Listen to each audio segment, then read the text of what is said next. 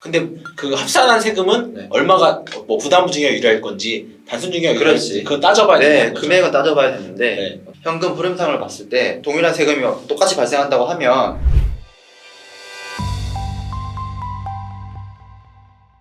안녕하세요. 세금 폭탄 처리반 장민 세무사입니다. 네, 안녕하세요. 이영호 세무사입니다. 세무사님 좀 피곤해 보이시는데. 저 과음을 해가지고 아, 네. 잘할 수 있죠? 그럼요. 네. 어떻게든 해야죠. 어제였나요? 어제 공시가격 2021년 공시가격 발표가 돼서 네. 또 종부세 때문에 걱정들 엄청나게 하고 계시죠 지금? 그렇죠.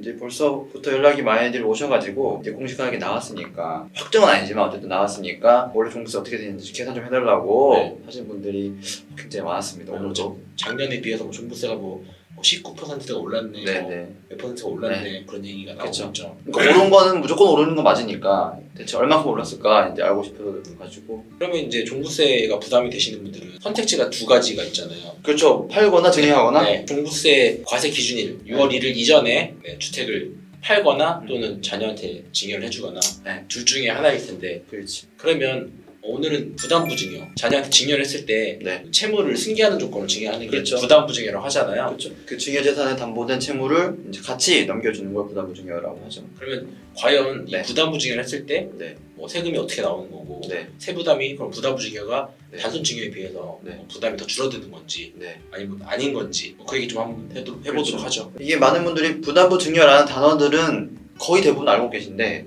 정확히 이제 세금이 어떻게 뭐 과세되는지 그 책에는 뭐 물론 잘 아시는 분도 계시지만 이제 한편 이런 분들도 계세요. 채무를 안고 하니까 나머지 부분에서 증여세만 내면 되는 거 아니냐. 그렇죠. 예를 들어서 네. 뭐 10억짜리 집을 증여를 하는데 거기에 전세 보증금이 4억이 있었다. 그러면 나머지 4억을 차감한 네. 6억만 증여세를 내면 된다. 그렇죠. 라고 생각하시는 그래서 분들 있죠. 그러니까 당연히 이제 10억보다 적잖아요. 당연히 증여세 주는 거 아니냐 뭐 이렇게만 생각하시는 분들이 생각보다 꽤 있으신데 그게 아니죠. 네. 세법이 호락호락 가진 않죠. 그럼요. 빈틈이 있진 않고. 대신에 뭐 말씀하신 대로 네. 채무 부분이 차감되는 건 맞는데 네. 차감돼서 증여세를 계산하지만 네. 그 채무 부분은 사실 유상으로 그쵸. 세상을 이전하는 부분이기 때문에 맞죠. 그 부분은 양도소득세가 과세가 되는 거죠. 증여한 사람한테, 그쵸. 해주는 사람한테. 그렇죠. 그래서 이제 원래 증여자 입장에서는 내가 갚아야 될 채무가 없어졌기 때문에 돈을 받은 거와 같은 효과잖아요. 사실. 네. 그래서 이제 그걸 양도로 보는 거고, 그래서 부담부 증여는 증여세와 양도세가 과세가 된다, 합쳐서 과세가 네. 된다라고 알고 계시면 될 것 같아요. 근데 보통 예전에는 네. 이 부담부 증여를 이용을 해서 네, 세금을 많이 절세하는 방법으로 그렇죠. 많이들 썼었잖아요. 네, 기본적으로 이제 부담부 증여라면 세금 그냥 단순 증여보다 세금이 주게 되는 효과가 있으니까 거의 시뮬레이션 해보지 않고도 뭐 부담부 증여 하세요 뭐 이렇게 했는데 네. 지금은 그렇게 이제 안내를 해드렸다가 이제 큰일 나죠. 왜냐하면 몇 년 전부터 네. 다주택자들 중과를 네. 하기 시작했잖아요. 그렇죠. 그러니까 중과에 해당되시는 분들은 네, 현재는 2주택은 10% 중과 네, 그리고 3주택 이상부터는 20% 중과지만 네, 또 이게 바뀌어가지고 그렇죠. 6월 1일부터는 20, 30으로 또 바뀌잖아요. 그렇죠. 그러니까 또 중과만 되는 것뿐만 아니라 네, 또 장기보유 특별공제를 또 네. 해주지 않기 때문에 그렇죠. 양도세 부담이 어마어마하게 늘어났잖아요. 네, 그래서 이게 잘못 계산하다 보면은 양도세가 너무 많이 나오기 때문에 네. 그냥 단순 증여보다 세금이 훨씬 많이 나올 수가 있어요. 합쳐봤을 때. 또 네. 차익이 크다고 하면 더 많이 나오겠죠, 세금이 때문에. 네. 반드시 이제 부담부 증여를 고민하신다면은 일반 단순 증여하고 비교를 꼭 해보셔야 될 것 같습니다. 그리고 요즘에 좀 또 증여 관련돼서 이슈가 네. 되는 게 취득세? 취득세. 그죠. 너무 높아져서 네. 기본적으로는 이제 증여 취득세 이제 4%가 될 텐데 3.5%. 3.5%. 합쳐서 네. 부과된 세금까지 하면 네. 4%. 네. 그런데 다주택자들은 취득세 자체가 12%까지 올라가잖아요. 그렇죠. 12%에다가 네. 또 부과되는 세금까지 하면 13.4. 최대 13.4%의 취득세를 부담을 해야 되는 거죠. 그러니까 뭐 몇 배로 3배잖아요. 그렇다 보니까 이게 취득세도 무시 못할 정도가 이젠 되었다. 왜냐면 10억짜리였는데 13.4%면 1억 3,400이잖아요. 어우. 취득세만. 네. 그러니까 이게 참 안 뭐 취득세는 그리고 분납도 안 되잖아요. 되죠. 그래서 네. 이래저래 했을 때 이제 유불리를 꼭 좀 따져봐야지만 세금적으로, 금전적으로 덜 손해를 볼 수가 있을 것 같아요. 부담부증여 취득세 상담을 하다 보면 네. 좀 오해하시는 부분이 부분들이 하나 있는데 취득세가 네. 중과 대상 요건이 네. 조정 대상 지역에서 공시가격 기준으로 3억 원 이상이 되는 주택을 증여하게 되면 중과 12% 취득세 중과를 하잖아요. 그렇죠. 네. 네. 네. 그러면 만약에 공시가격 5억짜리 집인데 네. 채무가 3억이다. 네. 그러면 5억에서 3억을 차감하면 네. 2억만 남는 거잖아요. 그렇죠. 그러면 2억이니까 이건 3억 미만이다. 네. 그럼 이건 취득세 중과가 아니지 않냐? 말이 안 라고 되죠. 오해를 하시는 분들이 있죠. 네, 말이 안 되죠, 그건 네. 사실은. 조금만 생각해보면 그런 거 아닌가 생각 들지만 사실은 논리적으로 봤을 때는 말이 안 되는 거고. 말이 안 된다는 게 결국에는 채무를 차감하기 전의 금액 5억 원. 네, 5억을 기준으로 네. 취득세 중과 여부를 판단을 하는 그렇죠. 거죠. 채무가 있기 때문에 그걸 빼고 나머지 순 금액 가지고 비교한다. 이거는 세법에서 이런 부분은 없기 때문에 이런 논리는 어디에도 적용되지 않죠. 안타깝네요. 그래서 또 이어서 말씀드리면 이렇게 부담부증액 같은 경우에는 취득세 계산을 할 때도 유상취득부분하고 그렇죠. 무상취득부분 네네. 나눠가지고 네. 취득세를 부과를 하잖아요. 그리고 우리 국세에서 증여세 계산할 때는 네. 시가라는 개념으로 과세가 되잖아요. 시가. 그렇죠. 네. 원칙적으로 시가 네. 개념이겠죠. 근데 증여 취득세를 계산할 때는 국세의 시가가 아닌 시가 표준액. 네, 시가표준이니까 지방세법상 네. 시가표준액을 기준으로 해서 네. 취득세를 그렇죠. 계산하죠. 이 부분 잘 모르시는 분도 있더라고요. 뭐 전문가분도 헷갈리고 하시고 이런 부분이 있는데 네. 증여할 때는 시가 표준액 기준으로 커피가 매겨진다. 네.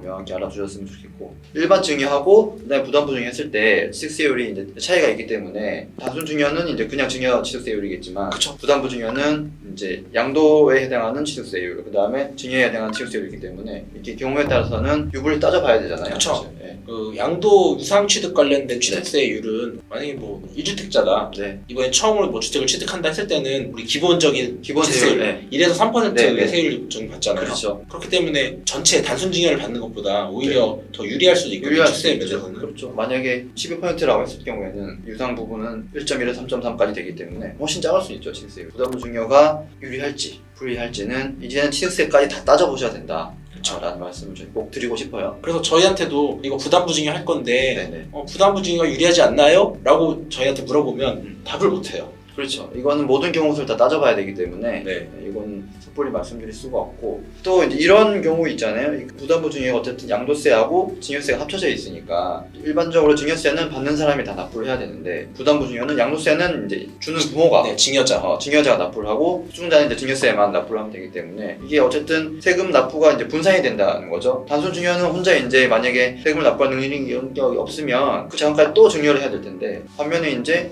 부담부 증여는 어쨌든 부모 입장에서는 양도에 부분하는 거는 이쪽에 납부를 하기 때문에 자금 흐름상 현금 흐름상도 더 유리할 수도 있죠. 그 말씀이죠. 수증자 입장에서는 돈이 많이 없으면 네. 내가 단순 증여를 받게 되면 모든 세금을 다 떠안아야 되니까 수증자가 그렇지. 그게 부담인데 네. 부담부 증여를 하게 되면 네. 양도에 해당되는 부분은 증여한 사람이 내는 거기 때문에 그렇죠. 네. 세부담을 좀 분산시킬 수 있다. 네, 네. 근데 그 합산한 세금은 네. 얼마가 뭐 부담부 증여 유리할 건지 단순 증여 유리할 그렇지. 건지 그건 따져봐야 네, 되는 거죠. 금액은 따져봐야 되는데 네. 현금 흐름상을 봤을 때 동일한 세금이 똑같이 발생한다고 하면 어쨌든 그 부모가 낼 수 있는 세금이 있고 자녀가 낼 수 있는 세금이 있으니까 받는 사람 입장에서는 좀 세금을 덜 낼 수 있다 이런 거죠. 분산이 되니까 네. 이 부분까지 꼭 비교를 하셔서 최종적으로 의사결정을 하셔야 될 것 같아요. 그리고 또 한 가지 또 오해하시는 부분이 하나 있는데 부담부 증여 계속 저희가 채무 부분은 양도세가 과세가 된다라는 걸 얘기를 계속 말씀드리고 있는데 네. 우리 주택 양도세 계산할 때 네. 고가주택이라는 게 있잖아요. 그렇죠. 고가주택은 매매가 9억 원. 9억 초과되는 주택을 그렇죠. 양도할 때는 네. 고가주택으로 해서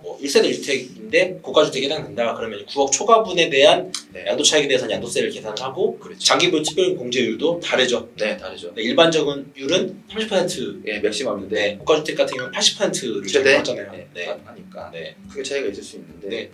그러면 고가주택을 어떻게 봐야 되냐? 채무를 뺀 나머지 금액으로 봐야 되냐? 아니면 채무를 차감하기 전 금액으로 고가주택 여부를 판단을 해야 되냐? 사실은 이것도 답은 정해져 있어요. 이거는 채무를 생각하지 않은 고려하지 않는 원래 금액 자체를 가지고 이제 고가주택 여부를 따져야겠죠. 뭐 채무를 차감하고 나는 금액 가지고 9억 원을 비교하신다든지 이러시면 안 됩니다. 우리 증여할 때 네. 증여사 평가하잖아요. 예, 예. 근데 기준시가라고 평가되는 네. 조건들을 네. 부담부증이 하는 경우에 양도세 계산할 때 주의할 게 하나 있잖아요. 그렇죠. 이게 증여재산가액을 기준시가로 만약 평가를 하게 되면 이 우리 이제 부담부 증여하면 양도세를 계산하게 되는데 그때 취득가액도 기준시가로 꼭 해야지만 이게 이제 계산 로직이 맞게끔 되거든요, 세법에서. 이 부분은 꼭 주의를 무조건 하셔야 됩니다. 내가 실질적으로는 3억의 취득을 과거 했지만 양도세 계산할 때는 내가 취득한 금액하고 지금 파는 금액, 부담보증에서는 이제 채무 금액이 양도가액이 되는데 네네. 그 차이 금액으로 양도세를 계산하는데 그때 들어가는 취득가액은 그렇죠. 내가 실제 취득한 금액이 아니고 기준시가면 기준시가로 들어가야 되는 거죠. 물론 딴 이제 세무사님들이 다 계산할 텐데 잘 하시겠지만 네. 그래도 이런 그 구조를 정확히 좀 이해하고 싶으신 분들 입장에서는 이런 부분이 있다라는. 나는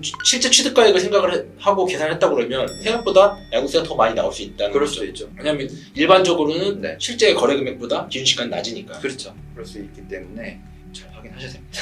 뭔가 좀 어려운 말씀을 조금 드린 것 같은데 그만큼 부담보증료라는 게 뭐 쉬워 보이지만 이제 계산이 들어가고 세금 비교했을 때는 이제는 많이 쉽지는 않다. 고려할 게 너무 많다라고 좀 생각하시면 될 것 같아요. 안 그래도 복잡했는데 네. 중과도 생각을 해야 되고 그렇죠. 취득세 취득세 생각해야 생각해야 되고. 되니까 너무너무 복잡해졌다. 네. 부담부증료가 해답은 아니다. 그렇죠. 근데 오히려 근데 또 해답이 될 수도 있잖아요. 그래서 어떤 게 해답이 될지는 계속 반복해서 말씀드리지만 계산을 다 해봐야 됩니다. 꼼꼼히 좀 확인해 보셔야 될 것 같아요. 어떻게 얘기하다 보니까 결론은 그냥 어렵다.